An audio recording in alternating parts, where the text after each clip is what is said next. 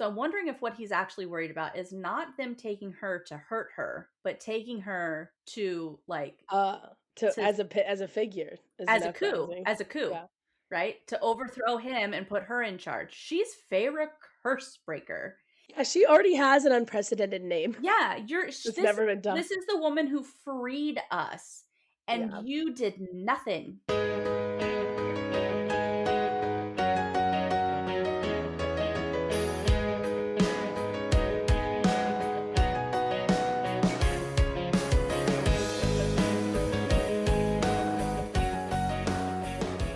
Welcome back to the Book Reading Bitch Queens podcast. I'm Allie. And I'm Sam, and this week we are looking at chapter 3 of A Court of Mist and Fury. In this chapter, we have a conversation between Feyre and Lucien, mostly talking about backing off of Tamlin and giving him some time to recover from under the mountain, while we get a glimpse into some more of what Feyre is feeling and the isolation and feeling trapped, and some really cryptic messaging from Lucien that's Yeah. like, what are you talking about, my good sir? um Yeah. but she does get to go into the village, and we get to see some rebuilding happening, and I've got questions. The first mention of Feyre Cursebreaker and Mm-hmm. like her fame. Yeah. It's really the first time we've seen. Well, I guess Under the Mountain she was like famous because she was like the center Yeah, of things, but I feel like it's kind of different. I made a note of like how absolutely isolated she already is. I know in the Yes. first couple of chapters we talk about it, and then we see her, right? She's done the winter solstice events, and she's been around some people, and she's with Ianthe. Although we get the sense of um, sort of the loneliness and her being isolated, but this chapter I think really spells out the level of isolation that she has. That even if she's around people, she's not with people. Um, but yeah, there's a lot of, right. I hadn't visited in well over a month. She's talking about the villages, so she hasn't left the manor at all in well over a month. I couldn't Yeah. remember the last time I'd even left the grounds. Um, Yeah. she said a few villagers had been invited to our winter solstice celebration, but I had barely managed to do more than greet them thanks to the size of the crowd. So again, kind of that image of even if she's around people, she's not with people at all. That she's in that like, kind of her own bubble and feeling very isolated and stuck in a manor, right? Which part of it is like, well, you're stuck in a nice house, but even still, she's really trapped. Hmm. Yeah. I was noticing like the thing I kept noticing was like, well, because I'm kind of looking for it like something like a breakup is very like difficult, obviously, and so I feel like there are stages where people start to like realize and the things they start admitting to themselves. So I've been looking for like the little things that she's admitting and willing to say versus not say. And I think we maybe mentioned, I can't remember now, but I think we maybe mentioned like last time some of those we saw in the previous chapters, but here I saw some really key ones. Yeah. Like, and I'm like, oh, she is like getting there. It's like you can definitely see Yeah. it happening in time, where she's like admitting, um you know didn't realize I'd become a prisoner, and Yeah. like, Yeah. oh, and really I think actually the kicker, which we'll talk about when we get there, but I don't want to marry a high lord. That was Yeah. not a thing you said. It's like, you know Mm-hmm. Also, I'm looking at chapter 2. So when she's arguing with Tamlin, because she wants to go to the village with him, that's where he's going in chapter 2, and he says no. And it says it's Oh, yeah. been 3 months. So it's been 3 months since Under the Mountain, and it's been well over a month since she's left the manor. So presumably half the time that it's been since Under the Mountain, she's been stuck in one location. Yeah. So not that much time has passed, right? And a majority of that time has been stuck in one place. And for someone who, right, previously is out every single day hunting for her family, and Hmm. then goes on this, mini-ish adventure and gets to see this other world, and then has to fight these trials. Now to lock all of that energy up with the PTSD is like, that's intense. Um, Yeah, and the PTC itself is about confined spaces, and Yeah. Also, he yeah. says in chapter 2 that he can't spare the sentinels, or sorry, the Mhm. centuries to escort her, right? Which is weird because you're like, you're with her. Why would you need more centuries to go with her? But then we have in chapter 3 that 8 centuries are Mhm. there for this, right? That the horses were already saddled outside of the front doors of the stables. I counted the centuries by the distant gates, 4 on either side of the horse, 2 at each corner. So there's actually a lot more than 8. And the ones now by the garden, through which I just exited, 2 more. So there's a ton of men that he has on her right now. So, like, even with being outside, she's still surrounded by the prison of centuries. Um, Mhm. Yeah. and all of And these she's like, ear, "Their all of eyes the, rest on yeah, me." all of their eyes and ears are there. He has eyes and ears on her at all times. Yeah. And you're Yeah. like, okay, well, maybe he's just being kind of overbearing and it's his own PTSD, but that is a level of control that is insane for Yeah. someone who, as a human, was able to do what she did. And now you don't trust her as a fae. Yeah. See, okay, Especially for that's like when she first came with the stakes high as they were, and then being like, "You can go wherever you want. I don't care. You can walk that. You can do whatever you need to do." And that's like in human form. You're like, yeah, you gave her the warning that was like, "I wouldn't go. Like, I don't know how far you'll get, but like, you can live wherever you want to in Prithian. I don't give a shit." But like now that she yeah. has these power, like right now that she is Fae, at least not about powers, but now that she has immortality to some degree, Mhm. it's she's a higher prize, and so now he's got to keep eyes and ears on her. I also think that there's a level of fear that is depicted from the villagers, Mhm. and so now I'm wondering, what is Tamlin like as a high lord, because some of the feeling feels much more tyrannical than what we maybe know. Yeah, I had questions about the villagers too, which yeah, we'll get there. But that's interesting. Yeah. Okay, what are they actually afraid of? Is he like afraid of other High Lords right now? Because a lot of this seems um like there's not actual threat. Like we never like I don't know if I'm writing this, I might write like there's attacks somewhere or Hmm. there are like it's certain, notions of infighting. Like what is he actually afraid of? Like Yeah. Lucian mentions like there's this pressure, but I'm like, but pressure from where? Yeah. Is it because they sense Hybern already and that's what they're talking about? Hmm. Or is it like from other High Lords, like he's scared that Baron will be like, give me back my power, or some like, I well, don't I think don't that know. I don't think that he is aware of her power. Right, right. But Yes, that's true. Anya, I don't even think Tamlin's aware of her power. I don't think Feyre is aware of her power. But I had the same question because, right, it's like, oh well, so there's a Naga situation, right? That the Hmm. Naga are a thing because Lucian got attacked by And those some. are just supposed to be like leftovers from we need to Yeah, get them all and from yeah, when Amarantha was and reigning. chapter 2, he says we're still hunting Amarantha's beast. So you're like, okay, so There's cleanup there's potential. some amount of population of people who sided with Amarantha that you're trying to, that could be a threat.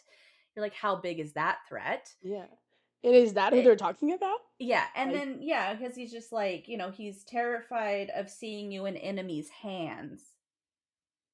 yeah, I'm like, That who are the enemies? that feels political. That doesn't feel like Yeah, a Naga. That feels and so then I'm like, other than that feels like Reese, another court. yeah, I'm like, other than Reese, who are your enemies that you're worried about? And I think part of our question is because Feyre doesn't have any answers. Yeah, she's just like completely left in the Yeah, dark. she's completely left in the dark, and because it's her narrative, she's just like, what does that mean? And but she doesn't ask what does that mean, which is really Yeah. frustrating. I know. I'd be Um, like, bitch, ask. Like, but then I think it leaves enough space for there to be a Tamlin redemption arc. I do think that there's space for, I mean, it leaves enough space in yeah, Feyre is an unreliable narrator sort of questions that us and other yeah, readers have. Um, but it does leave a large area for us to be like, what the fuck is he talking about? Who are your yeah. I mean, enemies? unless he is just talking about Hybern already, like that's fair. And that's what I was going with, because there's places where there's a place, and we'll come up with it later, but where she's like, I knew he was, keeping secrets already, and I'm like, what is Lucian keeping secrets of? And I'm like, well, is that already like between this statement and her statement saying that he's keeping things from her? that's Yeah. already like, okay, well, is Hybern already in play? Are you guys already having meetings? Or still, right? Because our theory is that they were already talking to Hybern. Are you still having Mhm. meetings with Hybern?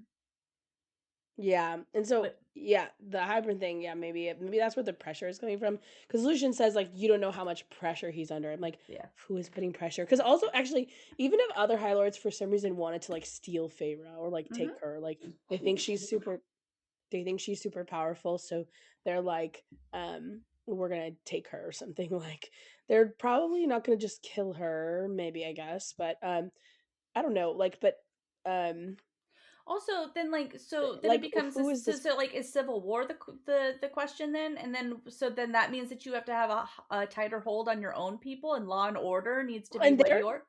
You know, They're it's fixing like their own lands, like, they're also rebuilding, yeah, sorry, that's what I was trying to think of, exactly. is And they are also rebuilding, so why are there tensions? Unless there are other tensions, in which case it's not pressure, that's a threat.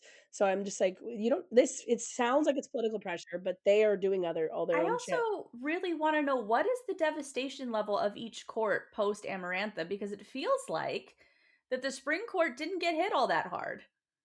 And like I mean, I villages mean, are literally being rebuilt. It's pretty hard. yes, but Does that compared mean she, like, leveled their village? yeah, and so but that's my question, right? Like we don't really know what the destruction was. So it's like Yeah, that I mean I don't know. We question how often are the High Lords under the mountain because it says, oh, they're all here, meaning that they were or weren't or whatever. But, and there's always yeah. the question of like, were they always there? Were they not always there? But Tamlin wasn't under the mountain at all, except for at the very end. And so it's like, Mhm. what do you have to rebuild? Also, I have a whole issue with the tithe and what the money goes to, but that's besides the point. Yeah. Um, Mhm. but yeah, I feel like Lucian is already struggling with some of his loyalty issues Yeah, between he's just Tamlin and pretending Feyre. We not to. already see some of that where like he, you know, it's not pity. Tamlin said I shouldn't tell you. Well, because his Uh loyalty is costing him his morality. When you go against your own like conscience mhm. and you feel guilty about everything you're being asked to do, you're gonna crack one day. Well, and Um, Tamlin also has I mean not Tamlin. Lucian has a little bit of the feel where he I feel like can see both sides mhm, of the argument. He can be like, I know what it's like to lose the woman that I love. And I can understand where he wants to protect you. And then also being like, please don't make me choose because I think that what he's doing is still fucked up. mhm, And then with Feyre, it's like, okay, well, I understand that you feel like you're trapped right now, and like you're gonna have to give him a minute, and like it's that kind of he's the middle ground between both of them, where he's like both sides have good points. You guys need to work it out amongst yourselves. Like go talk to each other, really talk to each other, and that's But I think that he has qualms with both sides too. and I think he's also like no one really understands what it means to like they've probably not even Jasminda was like what like lower nobility or a Hmm. commoner or something, Yeah. but even she probably was prepared to be a wife at home and like do things like this. Like I feel like it's not just like, "Oh, he's grumpy to me." It's like she Yeah. doesn't fit with, like, what her societal role is, Hmm. and that would be hard on its own, but Yeah. then there's, like, oh yeah, so, um I do see yeah. sort of mirroring of the Tamlin Lucian arc with the Kale Dorian arc because right Lucian says that, and I feel like I'm getting ahead of myself. I'm not even in the book right now, but Lucian says Tamlin got what I didn't, and meaning that right, Jacinda didn't get to come back from the dead. Right, there weren't High Lords there to save her. Tamlin got what I didn't. That they saved you. You came back from the dead, but I feel like that puts tension between them in ways that that same conversation between Dorian and Kale happens. Right, Dorian falls in love with Sorsha, Oh. who is a healer from Elway, and she's Oh, killed. And Kale marries to keep his a kingdom. healer from Elway. Um, and so, and they even say like, there's moments where in Throne of Glass, right? Or in the later books of that series, where Dorian has this moment of being like, it was hard to see them together because he got his healer. And even Kale says, like, I feel guilty sometimes because my brother in arms also had a healer that he was in love with, and she was killed in front of him, and then I get Irene, and how is that fair? And even Dorian is like, it was hard to look at them because I didn't, it makes me, what I wanted for Sorsha is all the things that Irene embodies. Like, I would have loved it for Sorsha to be able to have the same thing that Irene has, right? To be able to give her what Kale can give to Irene. But on the same side of it, it's like, but I loved her right away. Like, I would have married her too. She was amazing. Like, I get why he fell in love with her. Like, she's wonderful, and I'm happy for my friend. Where I don't think that same thing is here, and I'm wondering if that will continue to be the thing. Where, like, then Lucien possibly gets a mate, and then Tamlin's going to be like, you once thought that I got what you didn't, but you actually got what I didn't. And to see that rift build and build and build in ways that rift never happened with Dorian and Kale, but really became like the true friendship between them. That was like, even if I'm saddened by this, I also can be incredibly happy for you and feel like you're, and happy for your happiness. Where I don't think that the bond that Lucien and Tamlin have is the same as Kale and Dorian, in that they can cheer each other on when they get the things that the other didn't. Yeah, although I do hope though that if Tamlin's getting a redemption arc, I hope that that's what he works through, because I think his tendency is to like to have that reaction, and so maybe Mm-hmm. that's what he works. So I don't know, but yeah, yeah. I would be a little annoying for Yeah. that to be his also a tragic arc for him, and that's how their friendship ends. Because Yeah. they were friends for like 500 years, or like Just or I something don't know, a ridiculous. Yeah. several hundred, like a lot. Like, Yeah. and they do seem like it seems like there's unsaid things that we're definitely going to see more Tamlin Lucien something is Yeah. eventually. And I don't know. I kind of I don't see them call each other brothers ever, though. And granted, it's a yeah. it's a it's a singular Because there's a POV. power dynamic Yeah, more. but there's a power dynamic between Kale and Dorian too. Kale, they're not equals. And Mm, even like Dorian's the king at some point, right? And yeah. and and Kale's Although they job did is to kinda grow up together, maybe more, so they maybe that's did, they why. did, but theoretically so did Lucien and Tamlin, and Lucien and Tamlin could actually be much more equals because Lucien is the son of a High Lord, is the Mhm. only son of a High Lord. Is a High Lord. You know what I mean? Yeah, and so, like, they Yeah. could actually be right at the end of the Throne of Glass series. Kale is still in a position under Dorian. Dorian is the king, and he's the hand of the king. That's not Yeah. an equal position, right? Dorian could have him executed, and that's just that. Whereas if Kale Yeah. killed Dorian, that's treason, Mhm. right? There's a power dynamic there, and yet they still see each other as equals and brothers and all the things. Where I don't think that there's any sort of equality. There's a power structure that I think comes first for Tamlin and Lucien, and then the friendship comes second. Yeah. Where with Kale and Dorian, I think it's their friendship and their bond that comes first, and then their jobs come second. Definitely, yeah. Yeah. And then they're aligned with those jobs, which is great. But like, even when Kale isn't quite on that side, there is a rift between them, and but that's what he struggles with, is his loyalty to the crown, but his loyalty to Dorian. And then he starts to realize, look, oh, it wasn't really about the crown, it was about this person who, and Adderlin, right? Mhm. But I don't think that Lucien is going to come to the end of this series and be like, oh, I did it, all for the spring court. No, Tamlin, I left because you suck.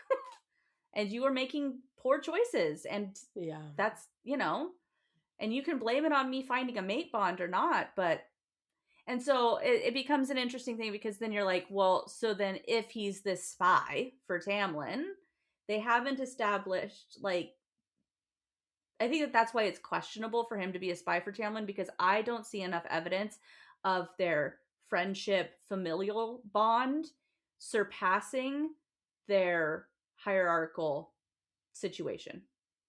Yeah, no, I don't think they yeah, I don't think they're close enough for him to, like, be that much of a double crosser for Tamlin. I think he just Yeah. wanted to leave. Yeah.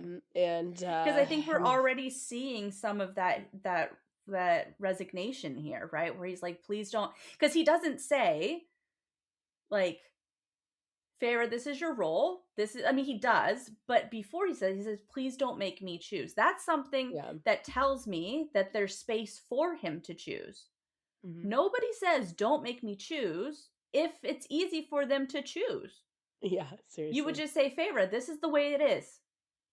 Yeah. Like, Or you might that's, even be like, "If you think I'm gonna choose you over him, get yeah. in line 200 Yeah, years ago." exactly. You Yeah, know? exactly. Or you could have been just, he could have said That's something what you like, say to it's someone. always Tamlin. It always has been, it always will be, right? Like, you Or will always yeah. be in the highlight, you will always be in the wife, consort, whatever position. And I'm the emissary, and we can be friends, but this role comes first and Tamlin comes first always. But he Yeah, doesn't say that that. would be the It conversation. doesn't, it's like he averts his eyes and it's just Mhm. like, please don't make me choose. Yeah, which is funny because the first line of the chapter is Tamlin's guilt, but it's a Hmm. lot of Lucian's guilt in this chapter. And I do think that Lucian has some of that like early Kale vibes, because it's like, I'm the first one the others look to set the example. And I think that that's the Yeah, pressure that Hill with he's his feeling. captain But thing was like that. yeah, but that's the thing. He's an emissary. He's not a captain. He's not, Oh, no, Kale was a captain of, like, the yeah. guard or whatever, so he But had then, those vibes at times. yeah, but you're like, so then what example is Lucian setting as an emissary? I think he sees himself he's technically an emissary, but he really is Tamlin's right hand Yeah, he's type like of thing, so the hand of the that's High why he's Lord. saying it like that, yeah. Don't ask me to risk the stability of this court by pushing back. Not right now. Why is the Where are court you? so, and on Mm, page 27, okay. it says, Yes. Tamlin is my high lord. He gives an order, I follow it. You don't have you didn't have that mentality when you worked around his commands to send me to see the Suriel. I was desperate then. We all were, but now we need order, Feyre. We need rules and ranking and order if we're going to stand a chance of rebuilding. So what he says goes. I'm the first one the others look to. I set the example. Don't ask me to risk the stability of this court by pushing back, not right now. I'm wondering if the reason why Tamlin needs to be so heavy handed is because his court is pissed at him for the ways that he has handled the last 50 years. Yeah. Yeah, that's where the pressure could come from is, like, from the villages Yeah, themselves. because think about this, the villagers were in a camp under the mountain where things got really bad, Yeah. and their High Lord sat on his pretty little ass for Yeah. 50 fucking years. Yeah. Like, that's gonna, and so I think that the enemies are actually within, and that's what she's able to exploit in book 3. That they're No, already yeah. setting up the discord that Well, is she doesn't even go within. to the villages really to do that, but No, but yeah, I'm she just saying probably that could there's have already actually. so much discourse within the spring court that I'm wondering if their enemies is just between The within people. his court, his own people, Yeah. and that he needs to have this heavy hand because they're so frustrated with him. That would make sense. Yeah. And also I guess it would make sense why he doesn't, like, say shit about it either, Yeah. 'cause, he's, like, doesn't wanna admit it. Yeah, 'cause that's it, yeah, because that's my question the whole time, I was like, "What is this pressure?" Um, yeah, but yeah, we'll get there. I do think it's interesting how, Feyre and Lucien are, like, very, like, cordial with they seem much more natural with each other than her and Tamlin do. Yep, yep. Well, they at least Like, she doesn't even talk. start the conversation, she just goes up to him and goes, "A tumble off your horse," like, that's very, like, Yeah. friend, Mhm. piss of your And friend she vibe can as opposed question to, like him, and she yeah, says all the things that she can't say, right? When she even says like, "So I'm a prisoner now?" Like, she would never say that to Tamlin at this yeah. point. And because she couldn't, because She Tamlin couldn't. would be a little bitch about it. Although I do think, like, in the sense of that building up to saying the thing, like, part of the transition of getting, like, moving on is saying it out loud, Mhm. and I feel like she has to say it to Lucian. Mhm. "I don't wanna marry a High Lord. I'm a prisoner," before she Yeah. isn't that why Tamlin, like, loses his shit? She says something like that? Yeah. Oh, yeah, she says, "I And feel like I'm drowning," yeah. and then he explodes. Mhm. But this is He's when not she's he's not a first safe admitting place it. to come to. Yeah, no.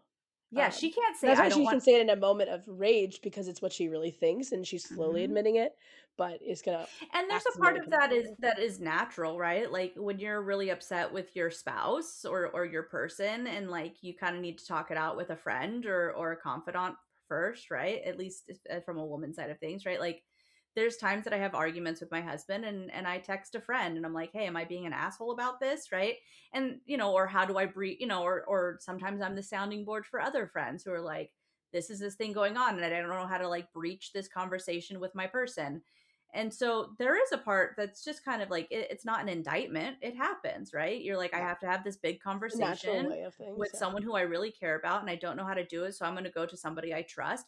But then that also sets the stage of being like, well, then to some degree, there's a trust that you have with Lucian that you don't have with Tamlin. Definitely. Yeah. Well, and to be fair, there's not stakes with Lucian. She's not like gonna, Yeah. she's very much publicly engaged to like the Yeah. highest, it'd Mhm. be, yeah, Yeah. a lot of pressure.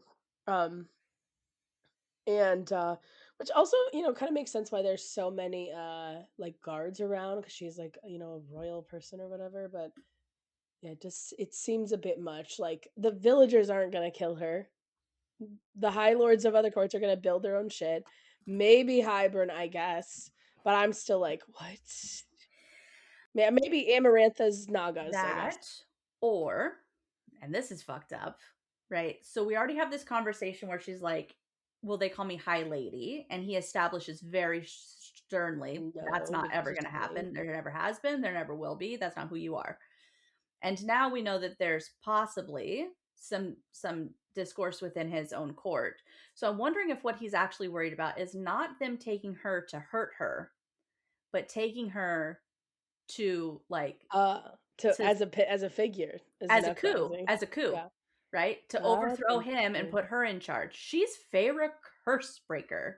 Yeah, And she already you're has an unprecedented name. yeah, It's this never been done. this is the woman who freed us and Yeah. you did nothing. I like the idea that he's afraid that she'll be, That she'll surpass his power. wielded by the people who are pissed at him. Yeah. Because that, the human shield of sorts. Well, and then that And probably he knows that she would stand up for them too, actually. Maybe he just like maybe he does know her better and he's like, "Oh and yeah, that's she would probably not." why he's so pissed about the tithe thing that comes up later when she Yeah. Oh stands up yeah. when she helps out the river whatevers Yeah. because he's like, fuck, this is what happens if she will side with my people and my people are against me right now. It could Yeah. also be why he's in talks with Hybern already to Because help he's got control the uprisings. situation, right? It's like, cool, I need to get my court back in order. How do I do that? Well, I'm gonna go talk to somebody else who has a fucking fist hold on his people. Ugh. Mhm. Yeah. And if they were already in conversation about allying against Amarantha, then he's gonna have to at some sort point be like, no, no, thank you. We don't need it. I worked it out. But then now it's like, is there a sword hanging over Tamlin's head that Hybern can use against him to be like, Yeah. well, you were going to ally with me, and I can let your court know that too. Yeah. Or and maybe he just doesn't even want Favor to be available to the people because he knows that like they could be like, "Hey, tell Tamlin this," and she probably I would. mean, look at what And she he does. doesn't want to.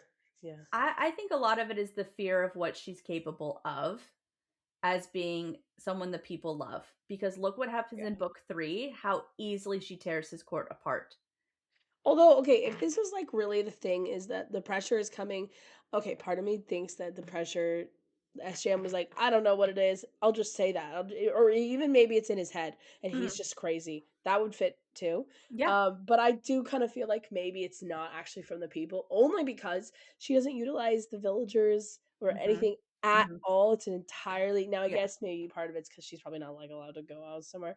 But I would have liked to see if that was true, some kind of like her doing this a bit. Yeah. So that's the only reason why I could see like that why it might not be true. But I do like that idea because that would make so much sense. It fits Yeah. thematically, fits like with everything. Um yeah. I mean, I do have a question of like, because there is a space where this is fully PTSD, right? That Tamlin is doing these things because he saw her die and he is being protective and he is right. all the things, but I also think that I think it's manipulation. I think that it is Lucien trying to keep the peace. And so he's like, I'll tell her my sad story so that she pities Tamlin and backs the fuck off of him for a little bit. Yeah, or even Tamlin was like, "You gotta talk to her, Lucian, she doesn't listen to me," type That of or thing, you even know? that Lucien to some degree is trying to make right because we make excuses for our people, right? And so maybe Definitely, Lucien he's is like, definitely doing that. you know, he's under a lot of pressure and like, fuck, I know what it was like when I watched my person die. I would have probably gone out of my mind too. So like maybe he's extrapolating, right? Oh, I don't think Tamlin I had don't think said Tamlin's no, ever no. said to him, "I'm so worried about her." Yeah, Like, not in a real but I don't know, who knows? I think that there's enough space here with the questions for there to be some room for it to, like, at the end of the series, for Tamlin to be like, "I'm sorry, I really was just going out of my mind with madness. I was really just fucked up, and I wanted to keep you safe," and, like, for that to be a truth, and I think that to some degree, there is a truth to it, but I don't think it's yeah. the sole truth because he doesn't Well, talk because of to all the her. things they keep saying about Yeah, other things that seem to be exactly. at play. Um, yeah. He also keeps listening way too strongly to Ianthe. I'm on page 28 at this point, but Mm, oh, yeah. um Yeah, Ianthe said it was time for the tithe and stuff, yeah. I also since we're talking about the familiarity and like kind of camaraderie between Feyre and Lucien, she straight says, "It's good to know you're still a prick, Lucien." She could I not know. say anything like that to Tamlin. Yeah. Probably not. I mean, maybe she could. I do think a lot part of the problem with Tamlin as a character is that a lot of their friendship was sort of told to us and has happened off the page. So I wonder if she could joke with Tamlin like that. Hmm. Um, but like it doesn't seem like she could because we never see those moments because they are like summarized for us, and that's kind of I guess it makes sense for who Tamlin actually is, but it's kind of weird for a romance. Yeah. There's a section on page 29 that made me think of something. Sorry, on page 28. It's this section that Lucien says when it says his metal eye narrowed. Tamlin is a high lord. You will be his wife. There are traditions and expectations you must uphold. We must uphold in order to present a solid front that is healed from Amarantha and willing to destroy any foes who try to take what's ours again. Ianthe had given me almost the same speech yesterday. The Yeah, tithe she's is definitely giving them talking points. Yeah, the tithe is happening soon, he continues, shaking his head. The first he's called in since her curse. He cringed. His cringe was barely perceptible. So, like, cringe because of the curse and because of the tithe, but okay. He gave our people 3 months to get their affairs in order, and he wanted to wait until the new year had started, but next month he will demand the tithe. Ianthe told him it's time, that the people are ready. So Yeah, already we see how much influence she has on that. Also, though, I said for a guy who we keep saying has very much like Terrason Galathinius like vibes, meaning Tamlin, he is not about the quote better world. he is. He's about Yeah, tradition and going damn, I back to the way forgot it that was. story. And like think about that. You have a whole court of people who to some degree were fucking brutalized for the last 50 years. And Yeah, you yeah, when you reestablish when that freedom comes, you don't establish a new system. You don't establish it. You go straight back to traditions. And there's a part of that that could be really empowering, but there's a part yeah, of that that could also be really debilitating for people who are fundamentally altered and can't just be like, we can't just go back to how things were before. yeah. We can't, we're just going to pretend that none of this ever happened, and we're just going to go back to our traditions, and you're not going to take into account the 50 years that we suffered and you didn't. Mhm.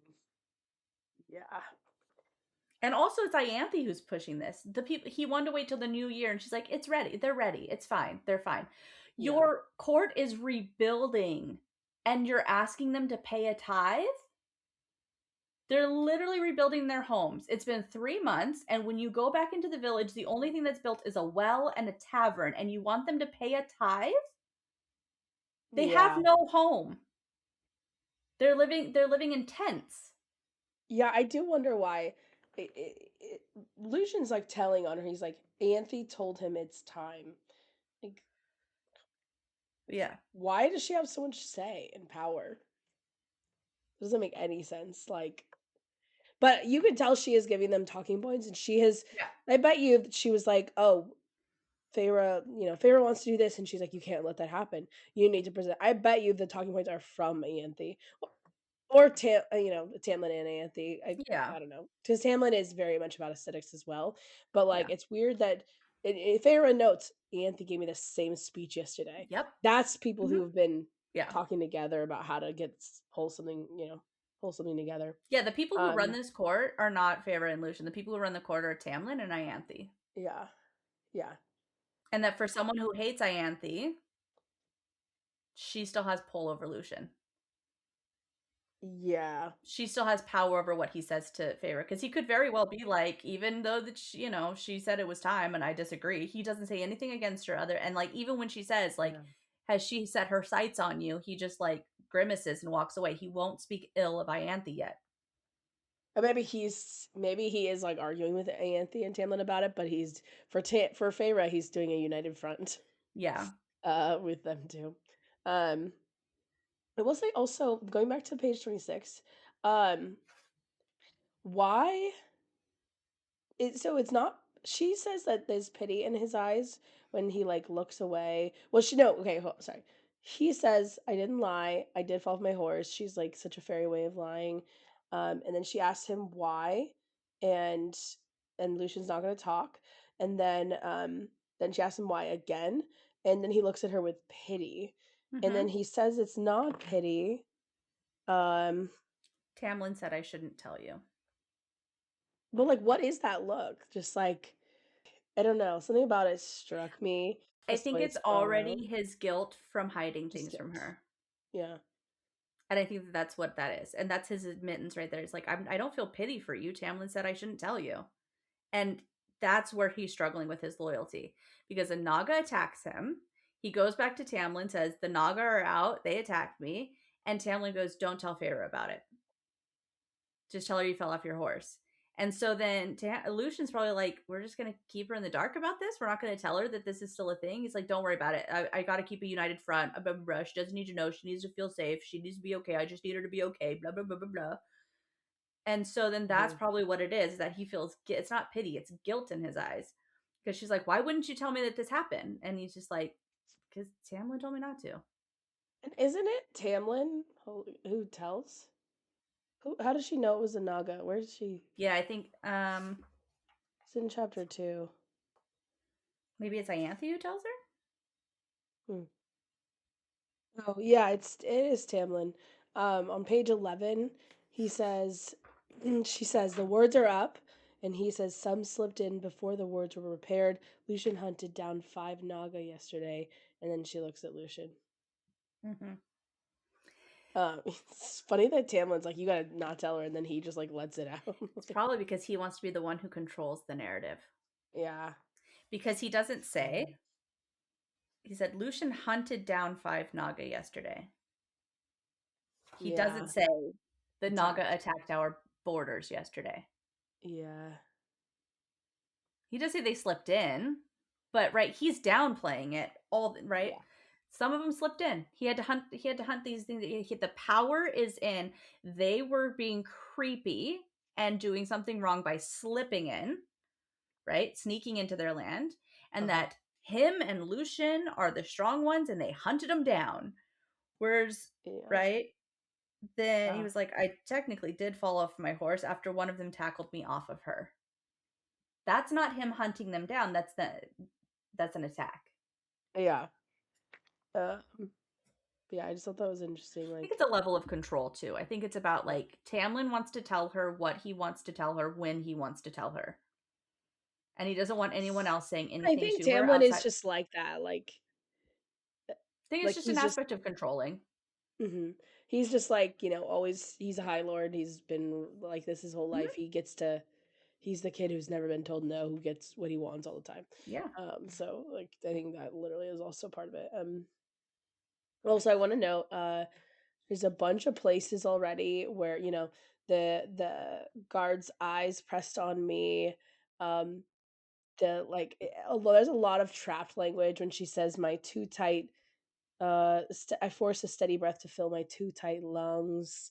There's a lot of different instances where she is like noting feeling trapped, including talking about how seldom she's left the manor and like, wanting to run. Oh, okay. Also, I will say on page 26, there's a bunch of like, we really get the feelings of where she feels trapped, both thematically because, eventually she's going to be trapped here, but like also, um, a lot of things associated with Tamlin give her that trapped feeling, Mhm.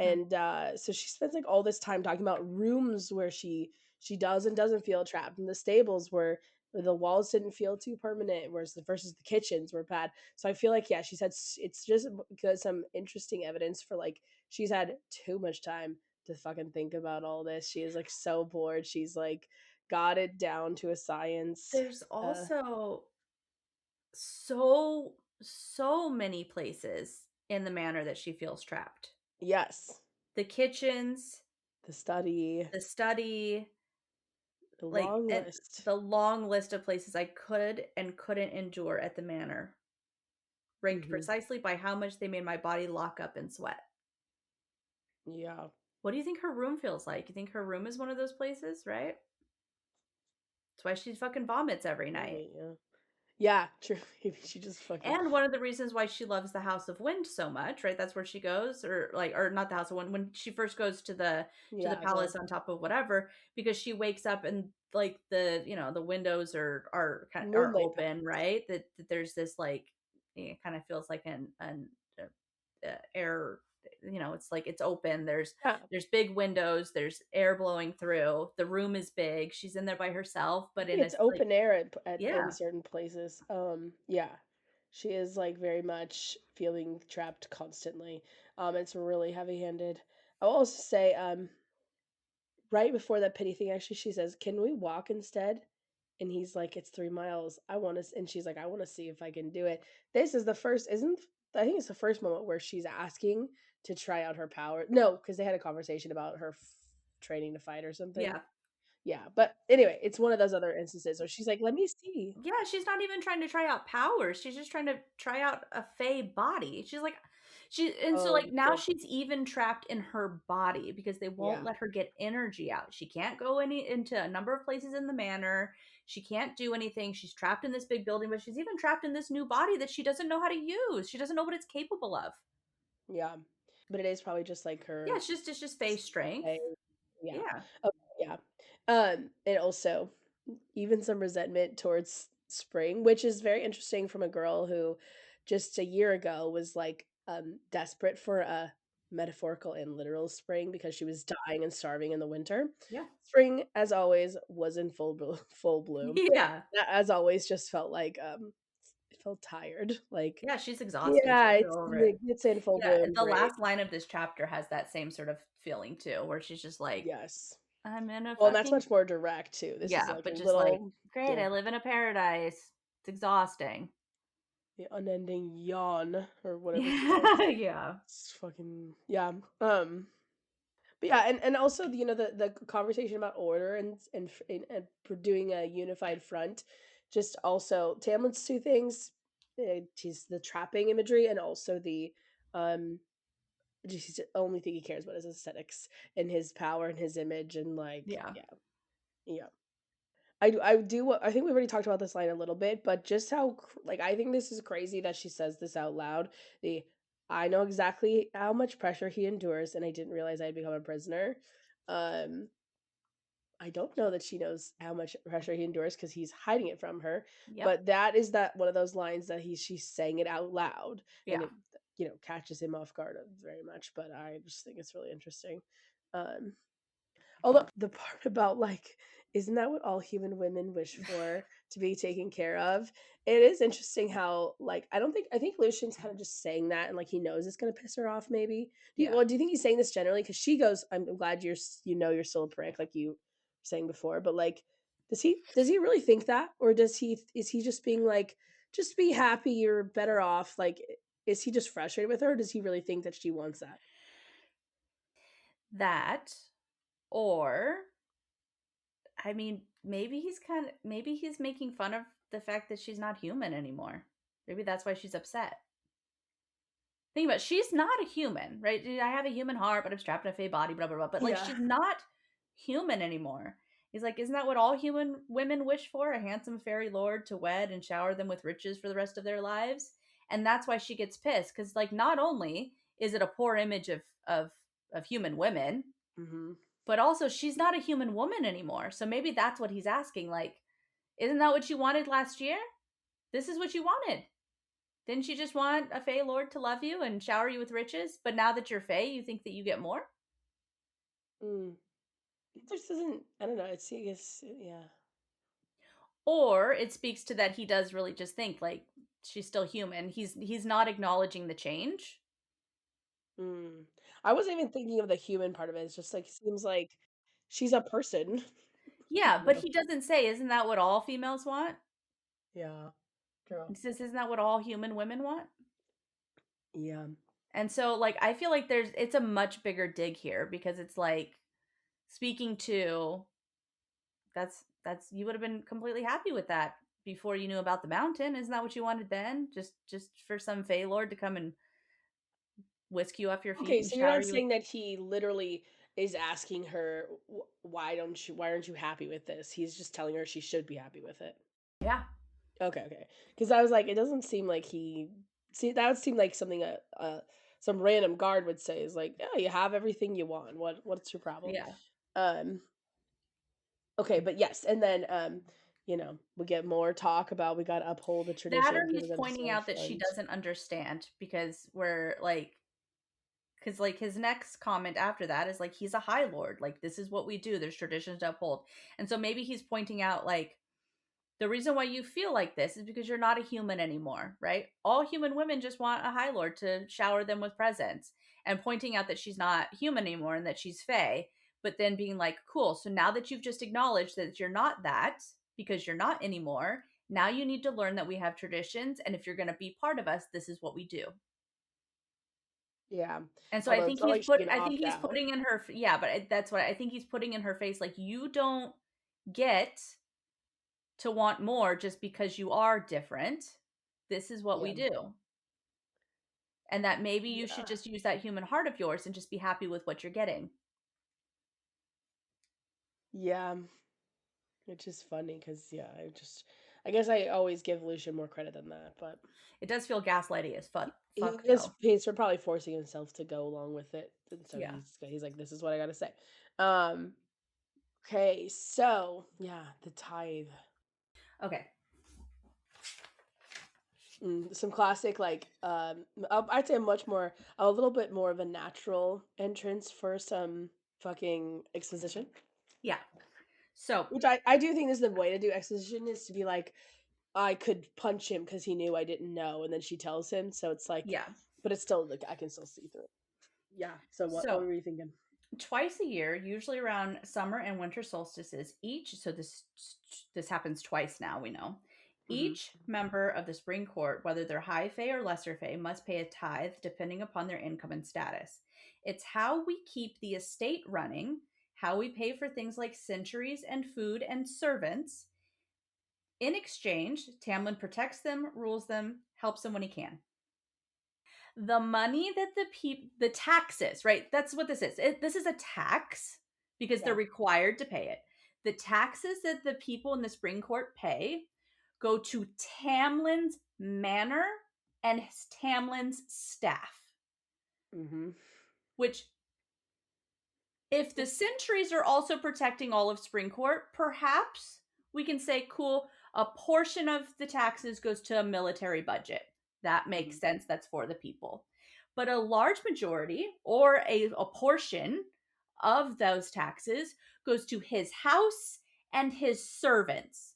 So all of that beautiful food, all of the money he gave to her family, that's his people's tax dollars at work. It's True. not going into rebuilding their villages. It's not going into building the wells. It's not going into to social services. It's going into his coffers. And I get kings do this all the time, yada yada, fine. But still, this is fucked up. Your people are rebuilding, and now they have to pay for your manor. For you to live in this giant, beautiful house with servants, and they live in an encampment still. Yeah. And on top of that, the next sentence is it's a give or take, not give and take. He didn't say it's a give and take. They give him and he gives. It's a give and a take. No, it's a give or take, meaning they don't have a choice in giving it because they either give it or I take it. Because then it says this year he pushed the tithe back by a month. Very generous. Anyways, just to grant them extra time to gather funds to celebrate. But soon, emissaries from every group, village, or clan will be arriving to pay their tithes. As Tamlin's wife, you'll be expected to sit with him. If they can't pay, you will be expected to sit there while he metes out judgment. It can get ugly. I'll be keeping track of who does and doesn't show up, who doesn't pay. And afterwards, if they fail to pay their tithe within 3 days' grace, he will officially offer them that he'll officially offer them. He will be expected to hunt them down. The high priestesses themselves, Ianthe really, only Yeah. grant him sacred hunting rights to do this. So his people in the court who are still trying to rebuild after being stuck in fucking Auschwitz underneath the mountain now have to pay for him to live in his fucking mansion, Yeah. or he will be hunted down because some fucking stupid bitch priestess has given him sacred rights to kill them. And Yeah. in exchange, what do they get? He protects them. Horseshit, maybe. Well, he He didn't. rules them, which he was already going to do because he's a high lord, so he's going to rule them with regardless of a tithe. And quote, helps them when he can. Yeah, that part was the worst. I was like, what do you mean Are when he you can? kidding me? This is bullshit. See, I think it was supposed to be like, how we talk about like the traditional things about Fae is that they're very cruel and they're very like it's a harsh world. I think it was like trying to speak to some of that. But it's kind of crazy that like that's what uh, I don't know. Like it should be like there's public projects, there's roads, Yeah, there's exactly. Not maybe and Lucian's just misspeaking. I'd hope, I guess, but but I just and helps him when he can. No, he should be saying the tithe comes in. Yes, he could have said a portion of it goes to keeping the manor running, keeping the sentries and the things, but a majority goes to protecting them and ruling them and making sure they have all they need. So what funds are being is he funding the rebuilding projects? see, I assume that he was in some way because I'm assuming based on our world that like yeah, governments help build wells and shit. But maybe he's not. But like also I like I don't think that maybe how I could he not? But like But it's then not that would stated be here. but then it could say that so much better, right? Twice a year they come, they pay for it. Part of it goes to keeping the manor running, but this is the money that's used that we need to rebuild. That's all he could have said. The Ianthe said that they're ready. We need the Yeah. tithe because we're rebuilding. They were already talking about rebuilding. That would be much better. If he was just Um like, the tithe is coming, they pay twice a year. In the past, it was used to blah, blah, blah, blah, blah. And even if he didn't say that at all, even if he didn't say anything about the manor, he could only highlight, even if it was a lie, he could highlight the good shit. yeah. But he Yeah. doesn't. He highlights the manor, the sentries, the servants, and he helps out when he can. What? And it doesn't say, like, right? In exchange, Tamlin protects them, rules them. It's Yeah, just, it's that is such gross. a It just that's feels not a benefit, bro. gross. No. And then again, The it's a social contract, that's like the thing you give up because you're like, I yeah, guess, and I think that it's telling that he says it's a give or take. It's not the statement is give and take. Yeah, is that Fundamentally different than give or take. It's not a symbiotic relationship. You don't say a symbiotic relationship is give or take. It's give and take. okay, so do you think this is a writing issue?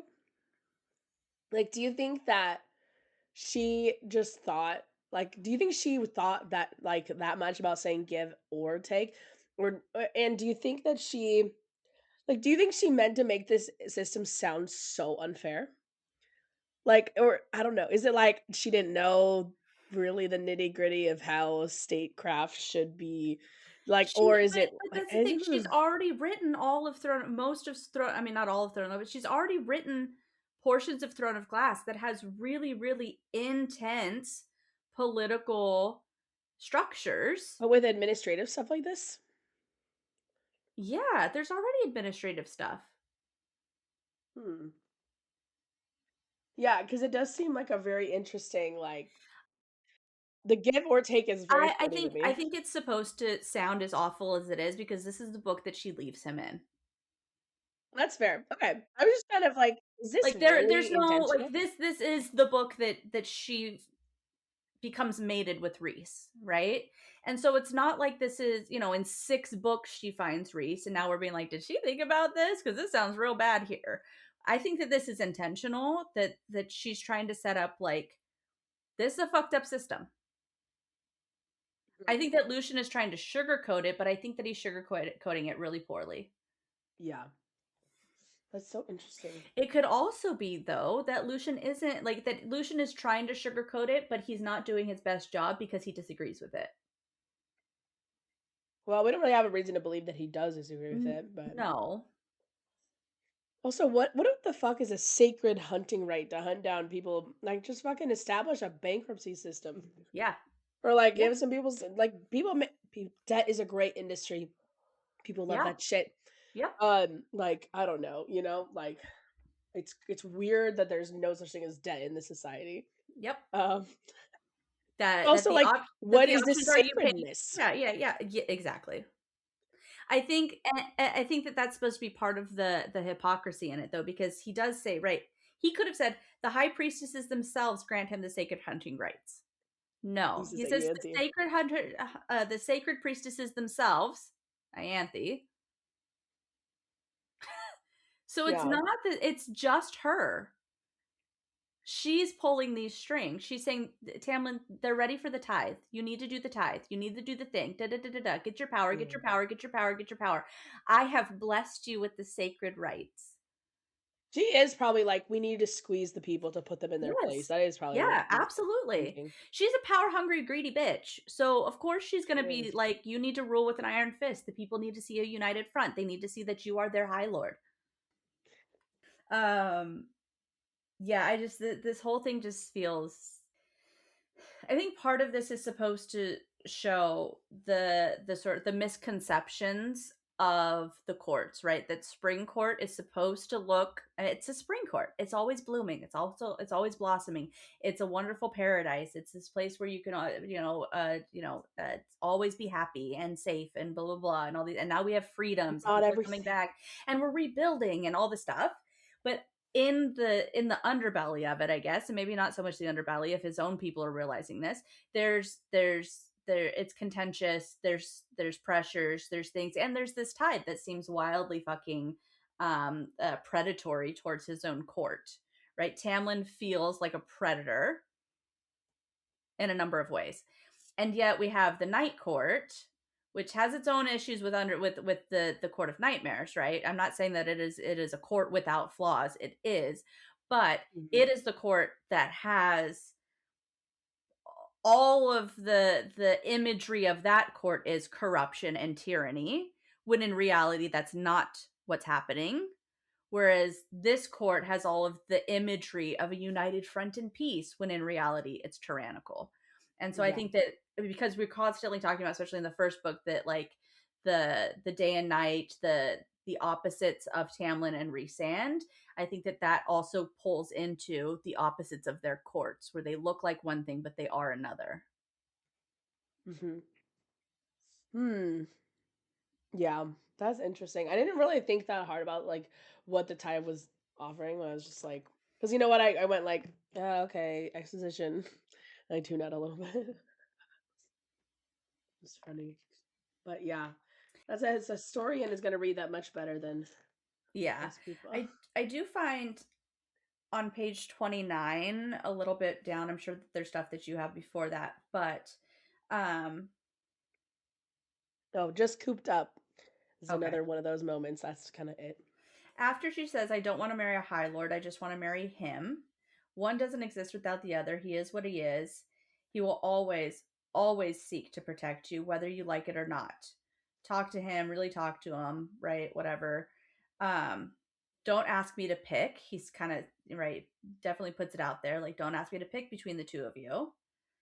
And she says, but you're deliberately not telling me things. So we know that there's stuff that she doesn't know. Yeah. And his response to that is, he is my high lord. His word is law. We have this one chance, Feyre, to rebuild and make the world as it Hmm. should be. I will not begin that new world by breaking his trust. And this is also speaks to the like to a better world. He doesn't say we have Yeah. one chance to make a better world. He says No. we have one chance to make the world as it should be. Which, Hmm. okay, that's fine. Like, but it leaves it to where it's like we get to dictate what the world is, whereas the a better world, there's so much openness of like the people get to dictate what that is, Yeah. right? Each place gets to decide what that means for them, as opposed to we have to build this the way that it has to be. And also, I will not begin that new world by breaking his trust. What new world? You're reverting back to old traditions. You're not creating a new world. You're going back to the old world. There's no creation Yeah. happening here. Also, my thing was like, why do you think there's one chance? What happens? You only you're playing hardcore mode in the world you No, have I to think it's the restart? one Like chance to make sure that their people don't rise up against him. I think that that's what this that is. okay, that would make more sense even though there's not really textual evidence for that. Well, we could argue some later in this chapter. Yeah. But, like so, like, I love that theory, but I'm like, "But why can't we get more of that?" Yeah. To confirm that, because Yeah. that would make Yeah. sense.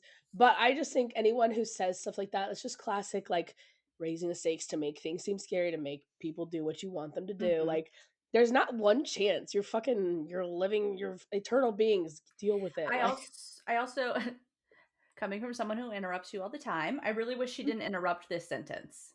Who? Because I don't think that this is what he was going to say when he says, right, even if you, and she goes, even if I what?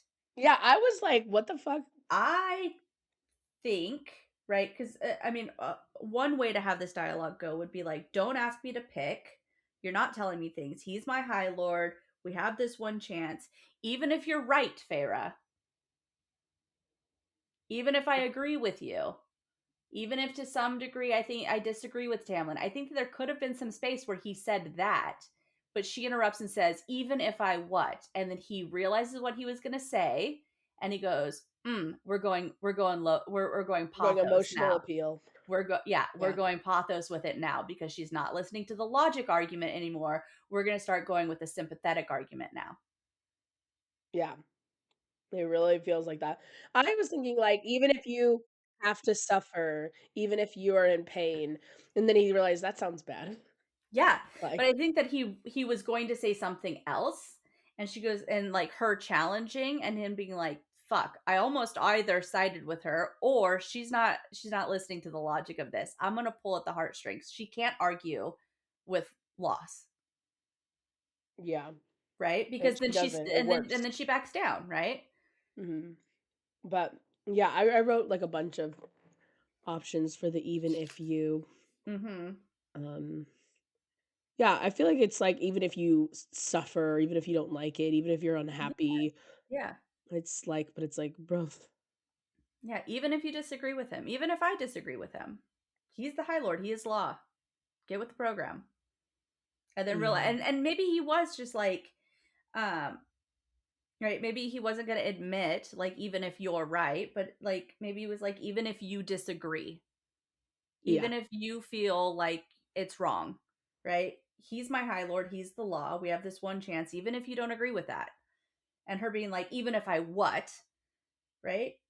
And then he's like, cool. So this argument style isn't working. So he shifts gears because this is a hard bank left of like, oh, yeah, now we're talking about Tamlin being not about the people. Now we're talking about him being protective of her specifically.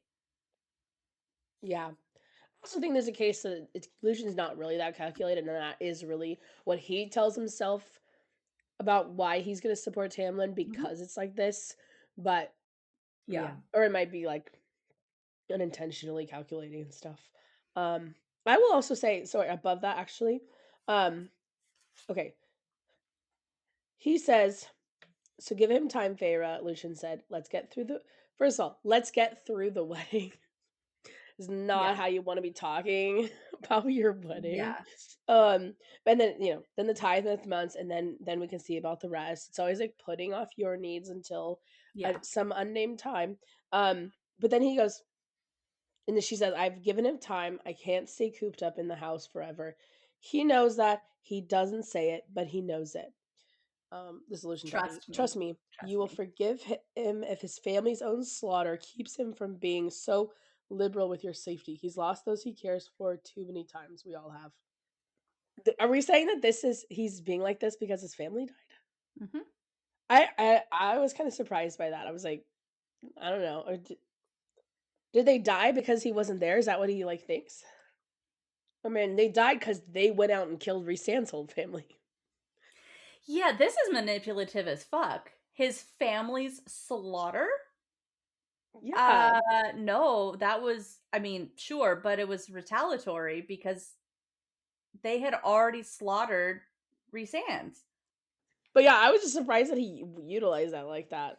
Um, and it also just shows that Tamlin, if it is true, he's just only acting out of emotion and trauma. It's Yeah. almost like Yeah. men are too emotional to lead. That's what it's seeming like. Yeah. That's Uh-huh. that's a nice twist. Ugh. Or that either Lucian has been so ingrained in this culture that that's what Yeah. he I believes think too. he believes the propaganda. Yeah, and that's the thing, right? Tamlin dream. Like there's a this sort of a white privilegey sort of type of take on this, and that Tamlin's a speaking point, or not Tamlin, that Lucian's a speak. He believes in these things, right? Yeah. Yeah. He voted for Tamlin, He did. right? Whereas, or it could be that he's also becoming disillusioned, and Mhm. these are the things that he has to tell himself to continue to do his job. I do think it is both. I think some of these things he tells himself and some of these things he's spouting the propaganda back to Because Feyre. again, I don't think that Tamlin is all evil, No, I think he's just a and fucking control freak and yeah, that and leads to evil. yeah, and I do think that some of this could be stemming from trauma, right? Like the you don't become this kind I of think a lot of person it with does. yeah, and that's fine. Then you've left a window of opportunity for Tamlin to heal and for there to be a redemption arc. That's great. I'm all on board for that. But at the same time, right? As someone who has tried and is of a generation of people who try to end generational cycles of trauma, Tamlin's like fucking 500 years old. It's about time to just start taking responsibility for your own fucking actions and Mhm. stop leaning on the shit of your parents. Yeah. You know, If it's if funny. if if millennials can rise above in their 30s, Tamlin can rise above in his 500s. Yeah. You know, it's crazy also, people say that, an empire only lasts 250 years. Tamlin's 2 empires old. It's past time for his fucking Yeah. uprising. Uh, Yes. it's crazy. Um, Maybe that's skewed because of I'm sure it is, but Fey lifespans, but it's just a funny I don't know, if a idea. Fey He's 2 lifespan empires is yeah, if old. a Fey lifespan is 10 times the length of a human's, then yeah, no, let's get with it, Tamlin. Like it's time to start healing. Yeah.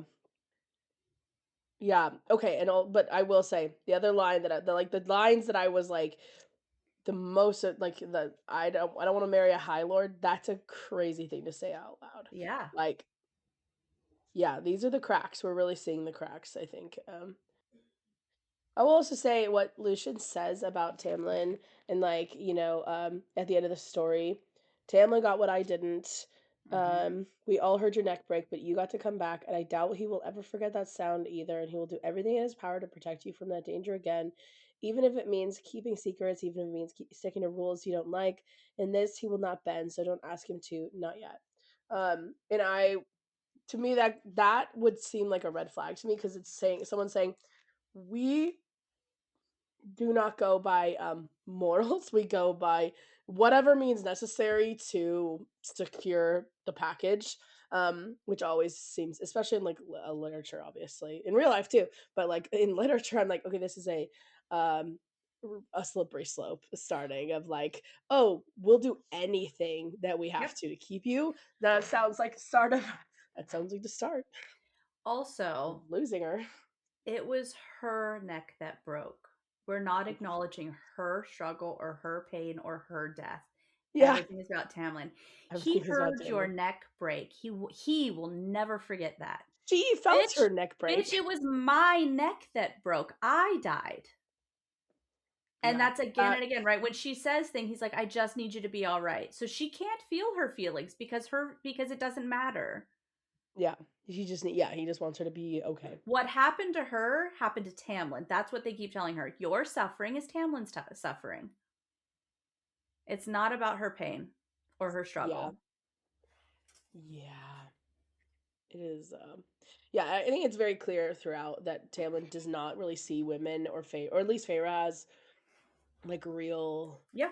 people. I think it's just kind of And classic misogyny sometimes. and I also think that this could be evidence of Lucian possibly being really like intentionally manipulative because after he says this to her, she says, I had no words in my head, my heart. Letting him adjust. It was the least I could do. So that makes me cringe so hard reading that line. It's so Um, gross.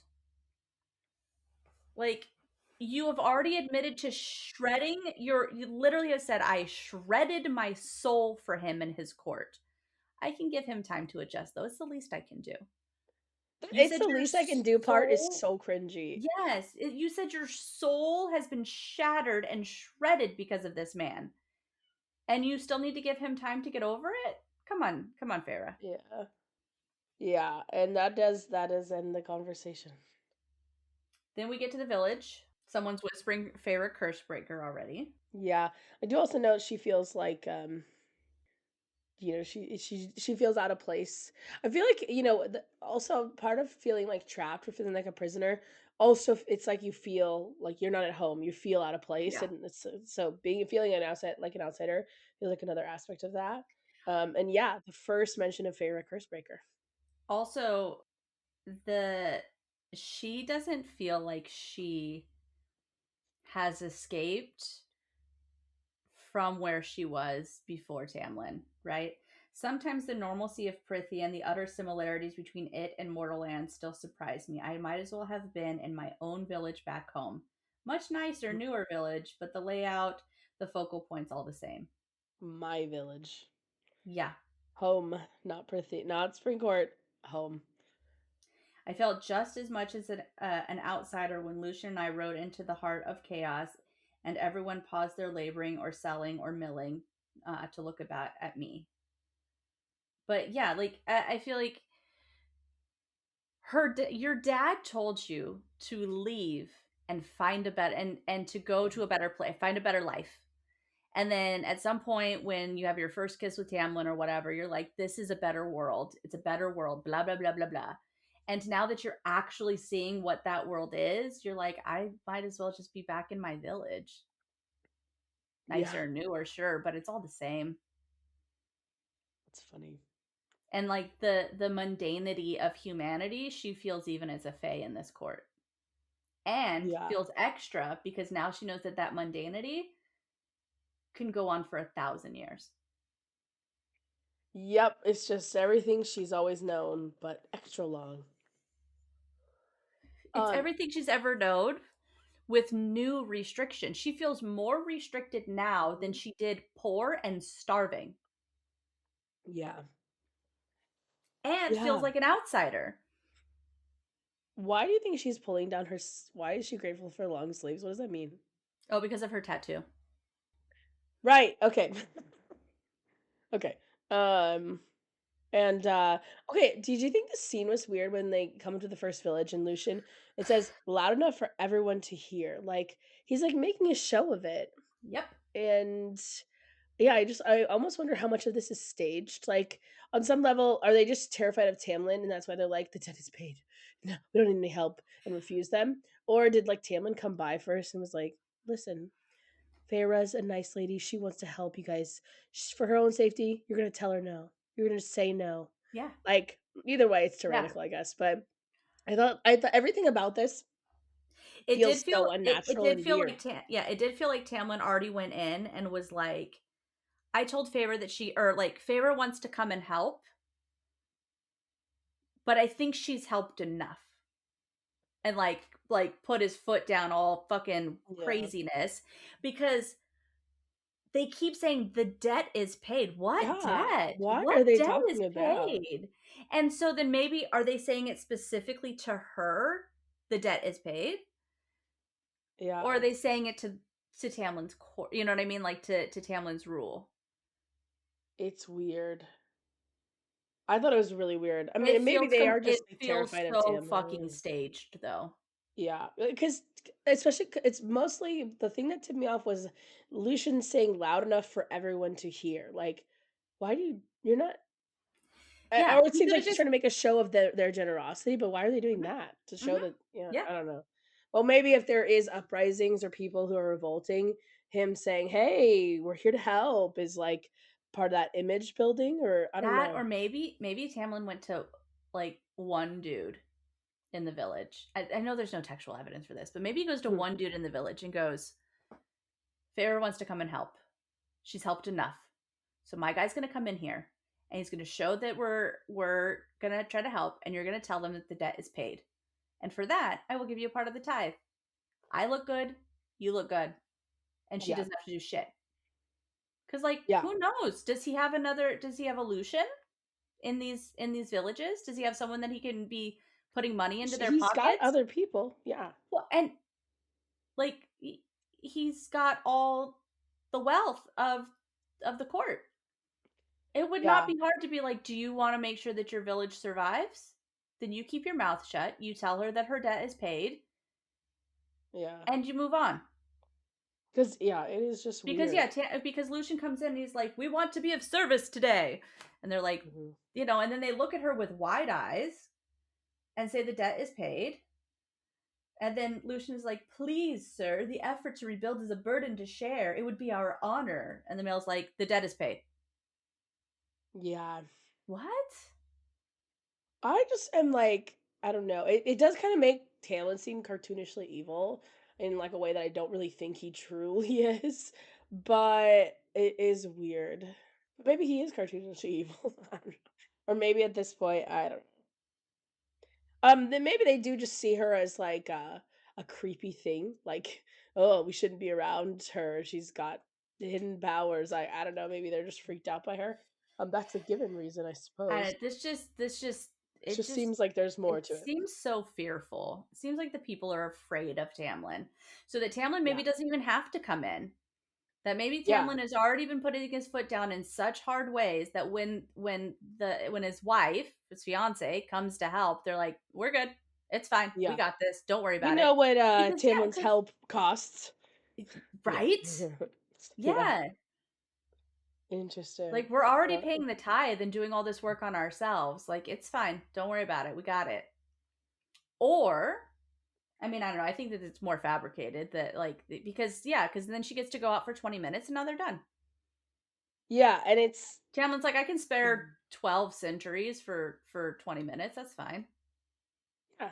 But And like, they do go to other villages, but it's like what 2 hours or something.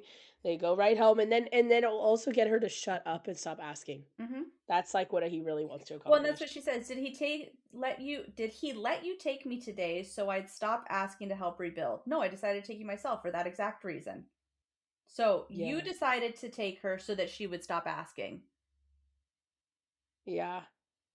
because they don't want or need it, Feyre. They're fine. And then makes her feel like shit for it. You Your remind presence them is a of that. distraction, a reminder of what they went through. Yeah, You you mean what she also went through, Lucian.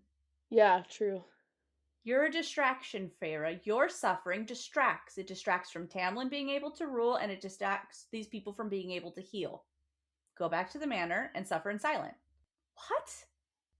And then I thought it was weird also that this is the first time that she's heard of the camps. Like, why is this the first? I don't know. It seems like I don't know. I guess I don't know. It seems weird. What if it's a But lie? No, I'd believe it of Amarantha. It Yeah. actually really makes sense because I'm like, how does Amarantha have food? Who's running the normal day to day? She's got to have some people who are doing some fucking shit work somewhere. Um, but I don't really. I mean, I don't know. I just thought it was weird. Like, you'd think on day one she'd be like, what happened to all these people? And oh, some people were But this. then it Oh. says, right, when he tells her that, right, they're locked up in these camps in networks of tunnels beneath the mountain, thousands of them crammed into chambers and tunnels with no light, no air for 50 years. No one ever said it was forbidden to speak of. By whom? Who forbade it? Amarantha forbade people telling other people how bad, what their fate is going to be? I believe that, but I why don't didn't think she learn so. If about it you're in the last 3 months? Is what I mean. Um, Feyre never asked a single question about what happened to the I village. think it was forbade by Tamlin. Hmm. Yeah, I I think it's. mm, I think this part is a little bit of a writing thing. Yeah, so do I. I think it's not thought through enough, and so it makes it seem.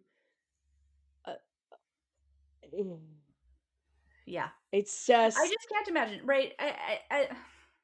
there's too many loose ends here I to be can't like, imagine yeah, this is. Amarantha, who is outwardly punishing people to such a degree that she was, not gloating that she has people in camps. Oh, that's true. I think that it is forbade because Tamlin forbade it, right? Because who comes out looking bad? His people come out looking bad.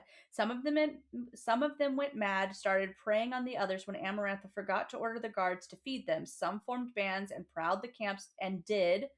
He rubbed his fingers and brow, blah blah blah. They did horrible things. Right now they're trying to remember what it is like to be normal, how to live. Here's the thing. People formed bands together and they preyed upon each other. That is a source of power outside of that. That's true. That means that there's enough people, like if this is a real thing, right? Yeah. That there were gangs, basically, who preyed upon each other, which means that those dynamics can still exist in the court when they come out. Which And means that probably those should. There probably should be more of issues of and this. that those people who were loud enough under the mountain to do the horrendous things that they did are now part of his people. Honestly, there's probably should be more like um It's civil also wars in Prithian right after Amarantha's reign. and people not being able to talk about their own suffering, that's a Tamlin thing. He doesn't let Feyre talk about her suffering. He doesn't let Lucien talk about his suffering. It's all about his own suffering. And so then he Yeah. tells his people, you don't talk about what happened under the mountain. No one needs to remember those things. You just need to learn how to live and be But you think normal it's now. forbidden now to speak of it? I thought you're saying because it says it was Or at forbidden. least was right after they got out. Hmm. Are we supposed to know what they did, or is she just leaving it there just so it's like open ended? They did some scary thing. I mean, I'm sure that we're supposed to think the worst, that they raped and murdered each other. Hmm. It just is interesting when she leaves off like that. I'm like, what were they gonna say? But yeah, maybe it's just like something, yeah, normal, terrible. Um, um, But then she doesn't say like, were those people punished for it when they're freed? Because here's the on thing: if you have a group of people in a space and then they start preying on each other, the people who are going to be left in that space are the people who had the power in that space.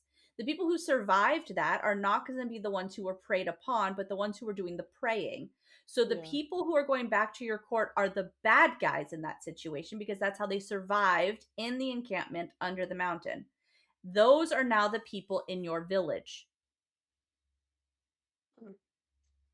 And now I also don't favorite think they're and now all bad guys, but yeah. no, but if that's what it is, then there are bands possibly of people who are in your village who were the predators in these camps. And now Feyre Yeah. wants to go. And so we can have that conversation that like maybe Yeah, there's a real maybe. threat here, that look, the people that we rescued are some of those predators in those encampments, and I can't hold against them what they turned into while they were in those camps. So yes, they get to live free here without the repercussions of what they did, but Feyre, they did some fucked up shit, and I don't want you in a Mhm. village of people who did those things, because I'm trying to help them heal and become normal and give them absolution for the sins for which they committed under the mountain, in a position that they turned, that they turned to baser animalist instincts or whatever. Yeah, this But probably that's should not have what really we been a bigger get. plot point. Like we just don't ever talk about it again. It's just like some of them went mad and went crazy and did fucked up shit. Well, where are those people now, Lucian? Did he punish them for that? Oh, But we don't say that. It's just like she sees all of them as the victims of those people, yeah. Mm. but doesn't see any of them as being the possible perpetrators of that stuff. Yeah, well, and it's not like everyone who's there is necessarily. It could just be that they form like mini clans, and then Yeah, there's like a and group that's, who's I'm protecting fine with that. it, but it could So, also but be a yeah. way, could also be a way to villainize his own people, to Oh yeah, keep yeah, them in exactly. line, right? That You would that think that he fear would is a great way to rule say people. that. We know that No, I for guess he sure. wouldn't tell her that. You mean a leader is saying that the lessers in his court could be dangerous? No, Yeah, well, never. he probably wouldn't want to seem like he didn't have control over them to her. Um, Exactly. And so that's why I don't know. All of this seems very fucking fishy to me. mhm. And yeah, I think it should have been a bigger part of the thing, or she should have just changed it to something else. Um, that because I think this brings in too many things that now feel like actual loose ends. I Yeah. don't think she means to do that. I think she meant to Yeah. create like stakes and like Yeah.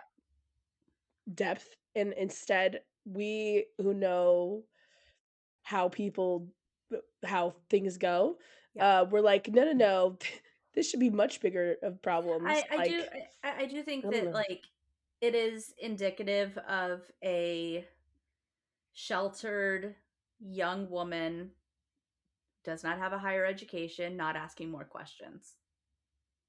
Right? Yes, true. Yeah, Like she's not. She let's doesn't be think to be honest. like, Like well, what the fuck? we're older than Feyre is. Yeah, We live in a world with she do be 19, some really 20. obvious fucking corruption.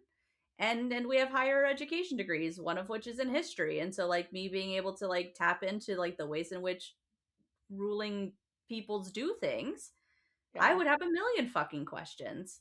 dude, But I so don't know that many. Favor would, and maybe that's why we don't get those answers. But I do also think that I do agree that this could just be a writing thing. That it's she's trying to create the like, these were so absolutely horrible with Amarantha, and these Mm, people are just try to heal. But at the same time, it doesn't give Feyre any room to do her own healing.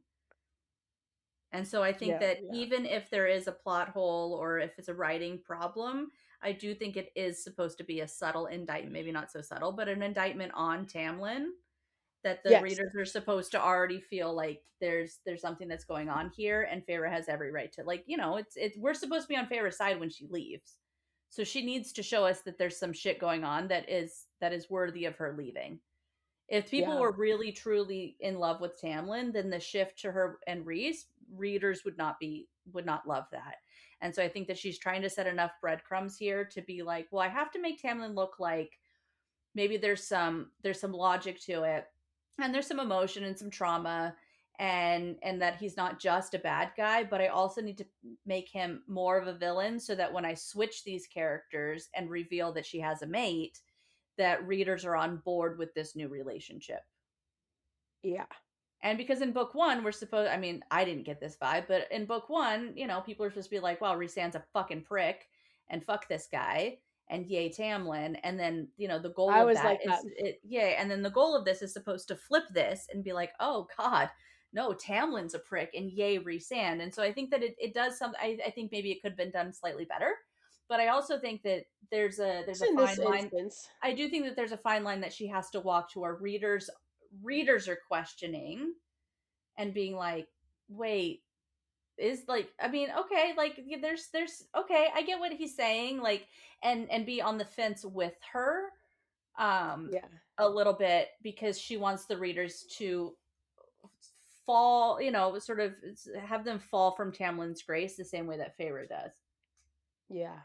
Right. And on first read through, like you get that where you start kind of questioning and feeling like you get like, well, the vibes are a little off here. I don't know that she Yeah. expected readers to come back to the books and have a podcast and book talk all over the place dissecting every fucking word of her book, Probably not. right?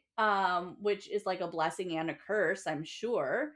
But yeah, I think Yeah. that there's some space. Like, I mean, I guess if she went into it knowing or hoping that people would do this, maybe there would be some different Well, choices. I think you should just be thinking about stuff like that, like, you Yes, but I think know? it could also be something that could be a way to hinder your writing in different ways, right? Like that's the thing Yeah. that I worry about with my writing is like, are people going to do what I do with books to my books? Because now they have to be like airtight. Everything has to be buttoned up perfectly, and maybe it doesn't, and maybe it I don't doesn't think you would because have a this gaping error, like, issue like that. I don't That's mean to call it fair, an that's error, fair. but, like, No, but I think that it also leaves a lot of room for the favorite is a flawed narrator or a flawed character, yeah. and that there's a limit to the sort of intellectual capacity that she has at this point, that she Yeah. doesn't push those things. And it could also be where it's maybe not even an intellectual thing. It's that she's hurting, and Yeah. every moment that she tries to yell out that I'm hurting, people throw in her face that other people are hurting more. So Yeah. it's an emotional ploy to get her to stop asking questions. Yeah. And right, the we coming back to the book, being separated from this same feeling, right? When you read the book the first time, maybe even the second time or whatever, when you're reading the book for enjoyment, you're supposed to identify with the character Yeah. and you're supposed to feel their suffering along with it. And so we don't ask the same questions, but us coming here now being like, oh, well, we're not going to walk the suffering with Feyre right now. We're going to analyze this. We Mhm. can ask more questions because we're not sitting with the suffering that Feyre is feeling at the same time. Yeah. I think it's the It's two different ways of reading a book. You read a book for the writing content and to analyze it, or you read it to enjoy it yeah. and sort of You would you read know this in 5 minutes. yeah, yeah. Yeah. Yeah. We read this in 5 minutes. We Uh-huh. blew through these series the first time. That is so funny. Yeah. And And, because we know how it ends, hindsight's 2020, right? We know that we should have yeah. asked more questions. Well, and maybe some of these bands that formed will come back and fuck Tamlin up and, like, Yeah. have a real like, I feel like that would feel retconned at this point, but It there's a but way. it could also be part of like the narrative later on where it was like this was why it was so easy to like when they start, maybe there's a conversation that her and Lucian have later on about what she does in book 3 and he'd be like, "Why do you think it was so easy to break his court favor? There was already people were already against him. It was so easy to bring him So down." practically an uprising. Yeah, we're about to get Yeah. Lucian's book. Maybe we really will get some insight. Yeah, like maybe he's gonna be Um, like, or maybe they have a conversation and maybe she has like a moment of like, I was a little harsh or whatever, or something, or even where she's just like, he fucked this up. He had everything coming to him, and he would have been like, Fairy, you didn't have to do any of that. His court was already falling apart. yeah. You know. Yeah, So who knows? it is very interesting. I will also say her reaction is bile burned my throat, but this wedding, yes, perhaps it would be the start of that healing. Girl, it's just nonstop wrong ways to think about your wedding. Yeah. Your Yes. wedding is not like you should be like, I'm excited to get married so I can help. But like this, it's just crazy. Here's the thing. She has stopped thinking about her. Okay, Yeah, she's not excited for herself. she has stopped thinking about her wedding as a celebration of her love for Tamlin and Tamlin's love for her. She Yeah, has started seeing her wedding for what it actually is a and as a political political message. thing, which, let's be honest, for most of history, weddings have not been Yeah, for love, especially royal ones. true. And so maybe she's starting to see that, like, as a human, in a position, and even then though she was like, I was just gonna, I needed to marry my sisters off, Yeah, and Nesta was always going to marry for wealth, but Elaine would marry for love. And so maybe that's where she's finding herself. She doesn't identify with either of those sisters anymore, right? Or she would be like, I wanted to marry for love. I Yeah. thought I was going to be in the space of Elaine, but no, now I'm finding myself in a marriage of wealth and of political gain. Which Whereas would what mean she admitting really that she's not in love anymore. yes, but what she gets is the best of both worlds because she marries Rhysand for love and also political gain. Hmm. So she gets to do what the sisters, right? And then you see Nesta, who was supposed to marry for wealth, marries for love, Yeah. maybe, right? What And we think about Elaine with marries for power and becomes the fox flower couple yeah. and rips apart the fucking. I'm just kidding.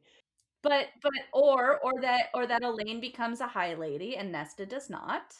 And so then ends up being we're like, yeah, we all love the people that we're with, but Elaine marries her mate and she ends up in more of a politically powerful position, which is crazy because we thought that Elaine was always just going to marry for love and just go and raise little flower children somewhere and be happy. But Nesta was the one that was going to get power when in reality, Nesta gets the healing and Elaine gets power because Elaine has no power. Yeah. Interesting. And then Feyre gets what both the sisters like, they all get kind of Hmm. a mix of it or whatever. Because like being married to the fucking general of the Illyrian, like, is still powerful. But It's arguably kind of like the type of power that Nesta would prefer anyway than political yeah. power. She doesn't want performative power. She wants like to fuck shit up. Um, Well, and she has a choice to have a political marriage, and she chooses against it, yeah. right? Yeah. Because she could have married Eris. It's hilarious. Maybe I she's do still not loyal. like the heiress. I mean, I like Eris. I'm interested to see where he'll go, but I'm not. People ship Nessa and Eris, and I'm like, no. I am much, much more excited for the inevitable Eris redemption arc story than I Yeah, am for the that'd be interesting. Tamlin redemption arc story. I guess there would be a part of me that might feel a little bit like, it would have been nice to see more of Tamlin, but I'm also kind of okay with not seeing more of Tamlin and just knowing that like, maybe he goes and fucks off in the woods somewhere and dies. Yeah. Well, maybe we have like. I mean, I doubt that, but like, I Yeah. maybe we have two more books. I think, right? So, Yeah. right it's definitely two more books. Feels like it's like how is that I, possible? th- I There's think more she has books. two more books. Yeah. Feels like such a long gap. How long has the gap been since It's been almost 2 years since the last one came out. Silver Flames came out in 2023? Yeah. For some reason, I was gonna guess 2021 is when Silver Flames came out, which is a long time ago. But I guess she released Originally published in Crescent City. 2021. Oh yeah, okay. Yeah. But I mean, I guess she did all of the Crescent City was like in that time, so it's not like she hasn't released stuff. It's just like yeah, No. but it Yeah. definitely feels like it's about time. Um, Yeah. but yeah, then we get you know, more confining language. A blanket seemed to smother my senses, drowning out sound, taste, feeling. Mm-hmm. Uh-huh. And then Lucian's like, I know you wanted help. Sorry. So was I.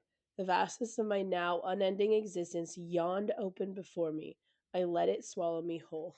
Mm-hmm. Mm-hmm. Uh-huh. She said, I give up. All right, let's do whatever Yeah. the fuck we're gonna do. And it makes sense that that's the chapter before the The wedding. wedding. Yeah. Where she's like, yeah, whatever. I'll I'm just so do whatever excited you for the want. next chapter. Yes. Um, yeah, I am glad with the pacing of this book. I do like that we don't spend too much time in the Because woe the is first me book really wallowing. drags. Yeah, the first book does drag. I do like that we get kind of straight to it and that, by chapter 4 we're already being abducted. I um love getting abducted in chapter 4. yeah, yeah. I do think that the pacing gets better and is much better in this book than the first one. Yeah, and I'm excited for chapter 4. Little favorite darling. And to the stars who listen, we will see you next week. See you next week.